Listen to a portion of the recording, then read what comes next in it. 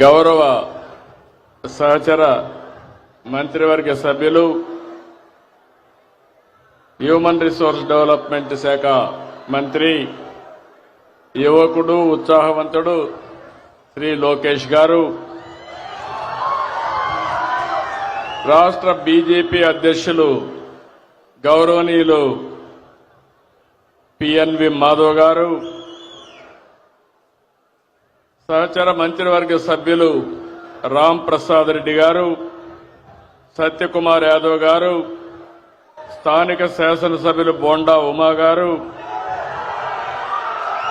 Vijayawada parliament సభ్యులు కేశినేని శివనాథ్ గారు, ఈరోజు ఈ కార్యక్రమంలో భాగస్వాములైనటువంటి ఆడబిడ్డ బెనిఫిషరీ లలిత గారు, ఇంకొక పక్కన ఇంకొక బెనిఫిషరీ శ్రీనివాసరావు గారు, ఈ కార్యక్రమాన్ని సమర్థవంతంగా నిర్వహించినటువంటి కృష్ణబాబు గారు, గౌరవ శాసనసభ్యులు శ్రీనివాస్ గారు, కలెక్టర్ లక్ష్మీషా గారు, అందరికంటే ప్రత్యేకంగా ఆటో డ్రైవర్లందరికీ పేరు పేరున మీ అందరికీ అభినందనలు, శుభాభినందనలు.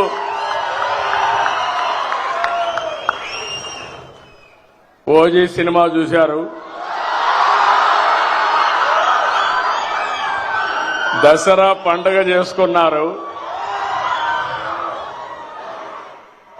విజయవాడ ఫెస్టివల్ చాలా బ్రహ్మాండంగా జరిగింది, విజయవాడ కొత్త కళ వచ్చింది. ఈరోజు మనం అందరం కూడా ఆటో డ్రైవర్ల పండుగ రోజులో ఈరోజు ఉన్నాం. నిన్ననే ఆయుధాల పూజల్లో వాహన పూజ చేశారు, ఆటో పూజ చేశారు. అవునా కాదా అని అడుగుతున్నా. చేశామంటే చేతుల పైకెత్తండి. ఇప్పుడు మీ అందరూ ఒకసారి సెల్ ఫోన్లు చూసుకోండి. ఆటో డ్రైవర్లు డబ్బులు వచ్చిందా లేదా? ఇది నిజమైన పండుగ. గట్టిగా చప్పట్లు కూడా చెప్పండి. ఒక్క నిమిషంలో మీ అకౌంట్ లో డబ్బులు వచ్చింది,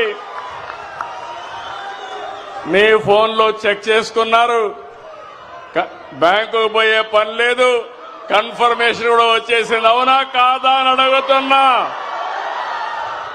అది ఈ ప్రభుత్వం యొక్క ప్రత్యేకత, అదే ప్రభుత్వం యొక్క పని తీరని మరొక్కసారి మీ అందరికీ విజ్ఞప్తి చేస్తున్నా. ఏం తమ్ముళ్ళు 15,000 కరెక్ట్ గా వచ్చిందా? లంచాలు లేవు కదా, ₹1 ఖర్చు లేదు కదా, తిరిగే పని లేదు కదా. అదే టెక్నాలజీ. నేను ఆ రోజు ఊహించింది, ఈరోజు మా ఆటో అన్నలు కూడా నేరుగా ఏ పని కావాలన్నా సెల్ ఫోన్ ద్వారానే చేసుకుంటున్నారు. అన్ని కూడా పేమెంట్లన్నీ సెల్ ఫోన్ ద్వారానే పే చేస్తున్నారు. ఇది ఒక వినూత్నమైన అనుభవం. ఏం తమ్ముళ్ళు ఇలాంటి పండగ? I'm very happy. మీ ఫోన్లో వచ్చేసింది. గుడ్. ఇప్పుడంతా కూడా ఆఫీస్ చుట్టూరు తిరిగే పని లేదు. ఆటోమేటిక్ గా చెప్పిన రోజున చెప్పినట్లు పనిచేసే ప్రభుత్వం ఈ ఎన్డీఏ ప్రభుత్వం అని మరొక్కసారి విజ్ఞప్తి చేస్తున్నాను. ఇప్పుడే మిత్రులు చెప్పారు, చాలా విషయాలు మాట్లాడారు.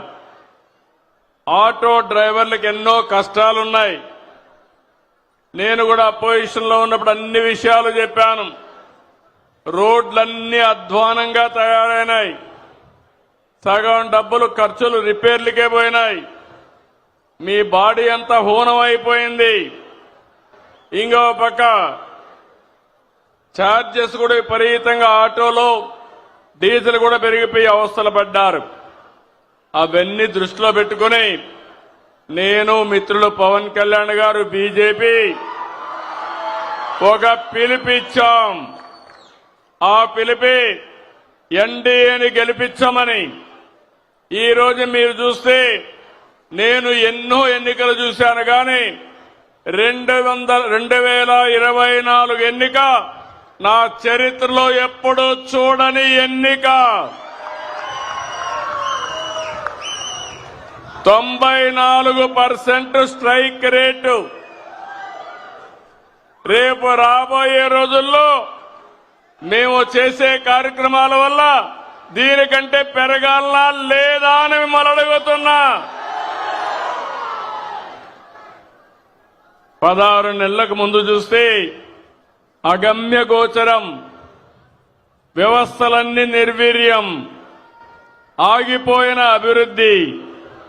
అలాంటి పరిస్థితుల నుంచి 4వ సారి ముఖ్యమంత్రి అయ్యాను కానీ నాకే అర్థం కాలేదు.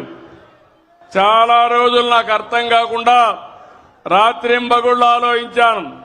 కానీ ఒకటే ఆలోచించాను, మేము చెప్పిన పని మీరు నిలబెట్టారు.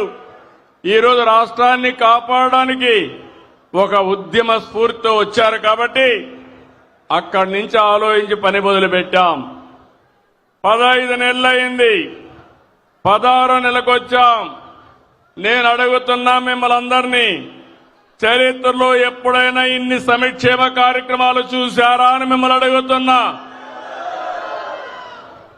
ఈరోజు ఇక్కడే కాకుండా రాష్ట్రం మొత్తం అన్ని జిల్లాల్లో, అన్ని నియోజకవర్గాల్లో డ్రైవర్స్ అంతా కూడా సమావేశమయ్యారు.